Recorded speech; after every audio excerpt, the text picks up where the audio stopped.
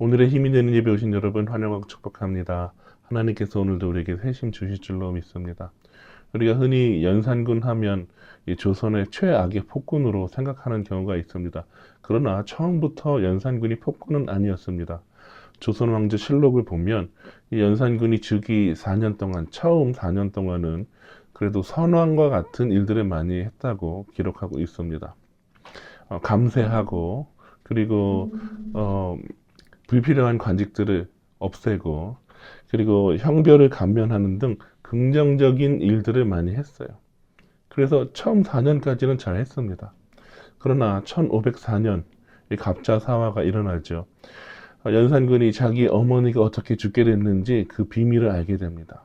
그동안 자기가 20년 동안 커오면서 어머니는 병으로 죽은 것으로 알고 있었는데 알고 보니까 이 궁전 내의 이 정치 암투로 인해서 어머니가 폐비되고 폐비윤씨죠. 그리고 나중에 사약까지 받아서 죽게 됐다. 그리고 이것을 연산군이 모르도록 많은 신하들이 비밀로 하고 있었다. 이것을 알게 되었습니다.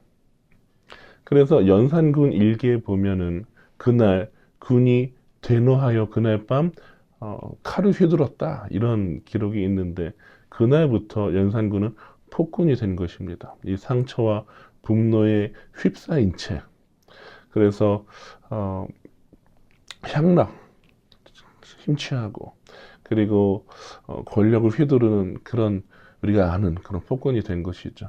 처음엔 그렇지 않았는데 상처로 그리고 분노로 반응하다 보니까 폭군이 되어버린 것입니다. 하나님은 연산군보다 그리고 이 세상의 어떤 권력자보다 가장 큰 권능을 갖고 계신 분이십니다. 그런데 만약에 하나님께서 연산군과 같이 처음과 끝이 다르신 분이라면 우리가 어떻게 하나님을 신뢰할 수 있을까요? 하나님은 전능하십니다. 위대하십니다. 그런데 강하신데 그분이 처음과 끝이 동일해요. 하나님은 변함이 없으십니다. 오늘 본문에 보면 강한 손으로 펴신 팔로 인도하여 내신 이에게 감사하라. 그 인자하심이 영원함이로다. 시편 136편 12절 말씀. 정말 감사한 것은 하나님의 그 인자하심이 영원히 변하지 않는다는 것입니다. 하나님은 한번 정하시면 그것을 바꾸시지 않는다는 거예요.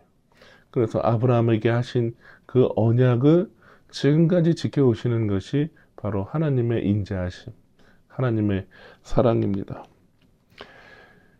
이 시편 기자가 말하는 것은 이스라엘을 어떻게 하나님께서 애굽에서 건져내셨는지를 쭉 말하고 있는데 하나님께서 강한 손과 펴신 팔, 하나님 강한 분이라고 말해요.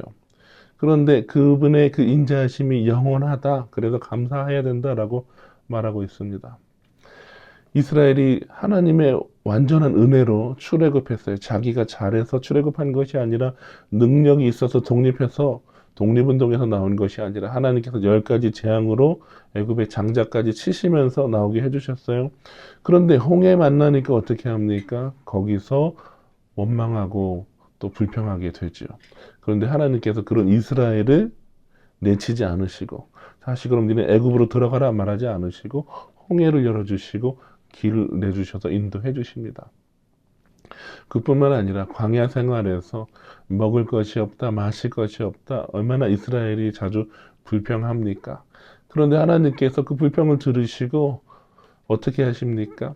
하나님께서 하늘에 만나를 내려주셔서 먹이시고 채워주십니다. 그리고 끝내 광야에서 40년 연단시키시고 나서 가나안 땅, 약속하신 그 땅에 들어가게 하십니다. 하나님은 그 인자하심이 영원합니다.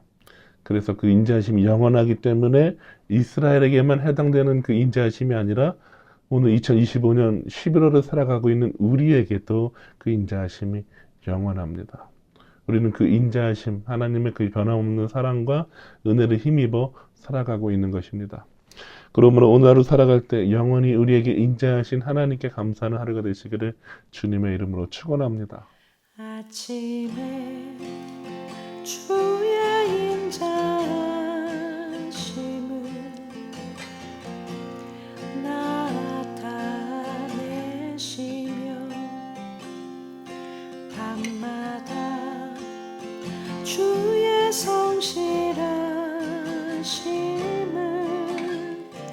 베품이 좋나이다.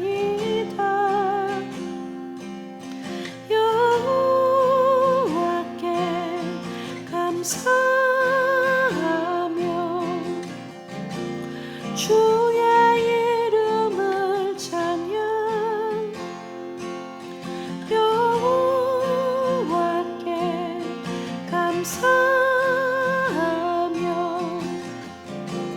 주의 이름을 찬양.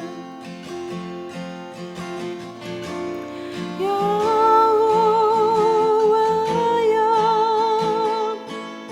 주의 행사가 어찌 그리 크신지요.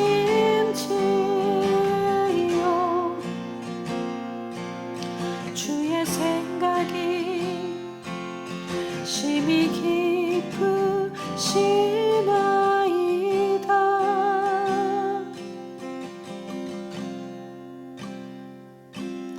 아침에